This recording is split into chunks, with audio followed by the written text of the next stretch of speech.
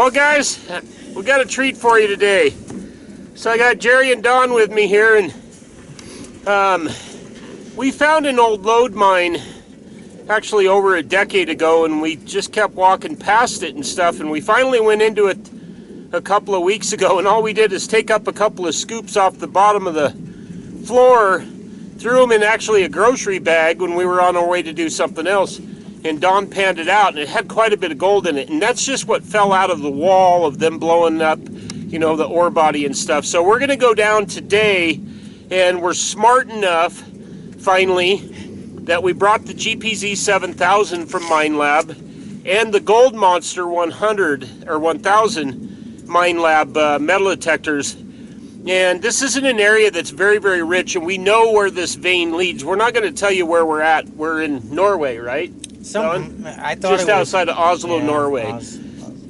Anyway, so it should be pretty cool. And what our goal is here is eventually, and you'll see this, we'll probably turn this into the rest of the video, is we're going to take in a generator and some pretty big shop vacs, and we're going to shop vac the floor of this damn mine. Going to take it all out. We're going to take it back to our mill at the shop, and we're going to crush all of it. And we have a feeling that it's going to be pretty intense.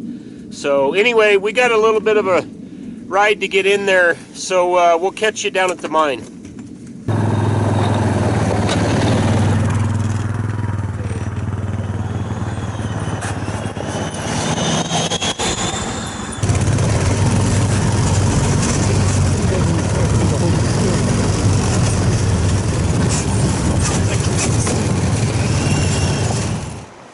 Alright guys, so what we got here is we got two detectors.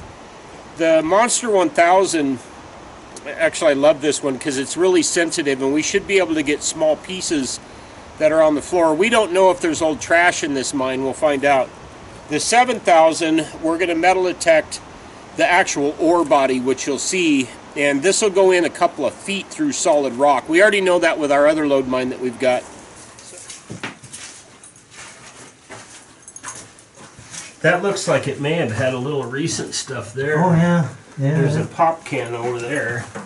Yeah, so this bottom vein must be what they were after, and this is right. You can see our hand marks. This is right where we scooped up that pile and panned it. Yeah. So all we did, guys, is we just grabbed some of this, threw it in a bag, and then just panned it out, and there was gold all through it. So this is the primary vein right there. It's got some yellow in it. It must have some sulfide. Yeah. Well, we're probably, what, 80 feet below the surface right here? But, so there's this that goes up, and then there's this tunnel that goes in, and it forks right there. There's a big ballroom there, what we call a ballroom.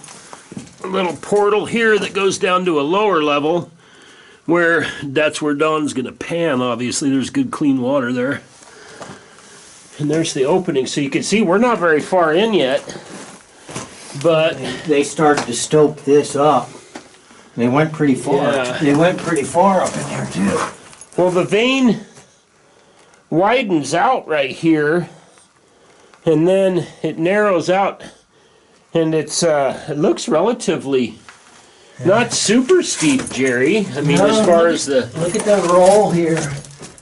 Oh, well, yeah.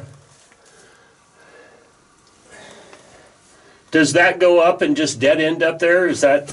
Yeah, I think the stope ends right here. Yeah, the stope ends right here, but... And the vein is pinching. It's getting smaller. Is it? It's clear up that high there? Yeah, it's. Oh yeah, so you can see it right here. This same vein that's wide down there is only an inch thick here. So guys, what we're going to do here, I know my hard hat fell apparently out of my quad on the way down, which sucks. But Jerry and I can't fit under the same hard hat. Anyway, so we just got some normal tools here. Scoop, we brought a pick, but the cool thing is we carry a lot of sandbags. We have literally hundreds of these, and what we do is when we find a seam that we want to take a sample of, we'll make a little dot there, and we'll actually number that with a Sharpie, and then we'll number that to the bag. So when we go back to the mill, we'll crush that individually, pan it out, and it'll tell us through our numbering system which area has the highest quantity of gold. And what we typically do is we'll weigh the bag before we crush it, so when we pan it out, you can figure out what your OPT is, your ounces per ton. So if the bag weighs 50 pounds, you know you've got to multiply that times 20, weigh out the gold, and then determine how much you're going to get out of a ton of material. So the first thing that we decided to do is to run the Gold Monster 1000, which you can hear Jerry running up another shaft, and I was running the GPZ 7000, which goes almost 2 feet into solid rock. And we didn't get any significant hits. We did have some targets that we could hear, except what we determined is it was basically iron deposits inside the quartz vein itself, and so we never did detect actually any physical gold. After metal detecting for about an hour and a half down all of the different 6 shafts, we decided to start taking our samples from each of the veins in the shaft to determine which one was the richest. And Jerry explains here how you should go about sampling an entire vein. Anyway, hopefully you could see this if I can keep my headlight on it. From here up to here is an altered zone. It's got quartz all through it. So what I've done is I've dug a channel in across it, and I'm trying to get a representative sample of the entire little altered zone here. And with an assay of that, we should be able to tell if what kind of values are in it.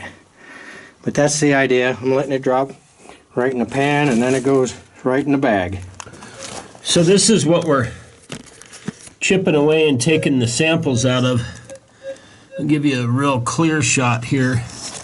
All this mineralized stuff in here is really kind of exciting because, and this is actually a really wide vein. I mean, it's probably 14 inches here, and maybe it gets smaller down to maybe 12 inches there, and then where Jerry's at up top there, it pinches down to about 4 inches wide. But I'm going to take all of this through here as much as I can, maybe try to get about 50 pounds, and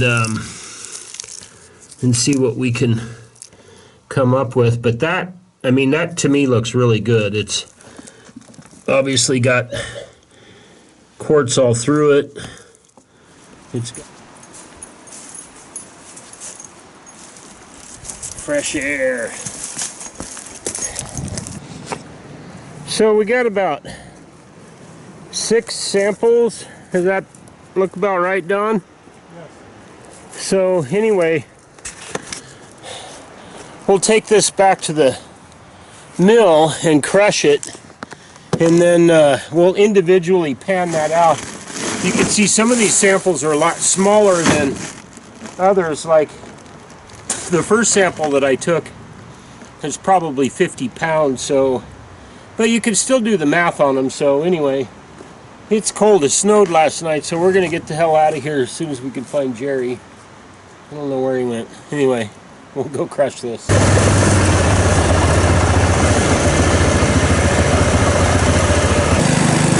Brought back all the samples. We have 6 bags, so we're going to crush each one of those individually, clean out the mill in between, and then we'll pan that stuff out. So we weighed each bag so we know how much material there is before it goes into the mill. So before our load mining buddies have a little cow here and say that the only way to accurately determine the amount of gold in a sample is to do a fire assay, they are correct, and we are doing fire assays on all 6 of these samples. But this particular mine, and the mines in this area, which we own a few, is very well known for free gold, and it's not locked up in a lot of sulfides. And so what we're trying to determine here is really how much free gold is in this crush. And you can see we're using our mini mill here and not the giant mill that we've got, which, you know, is really kind of fruitless to run a 50-pound sample through. It'd be great for 5 tons, but not so much for 50 pounds. So we're using the little Badger, a little jaw crusher, and it's a little impact mill that we've modified, and it does a really good job, and it's very portable, so that's why we're using that. Don just started this out, and this is a very, very small sample because it was really wet, and we haven't even started getting down there. Check this out.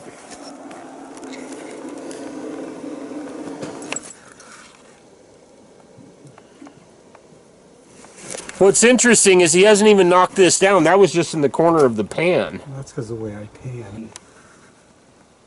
A little scary.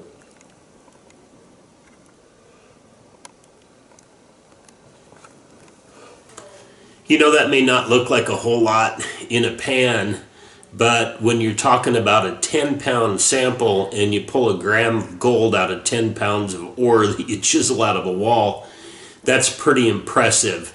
And we'll let you guys do the math on that. And that's not counting the sulfides. We had a lot of heavy black material in there as well, which we know a lot of it is sphalerite, which is basically zinc, and that'll lock up gold. So we can't wait to get Jerry's fire assays back.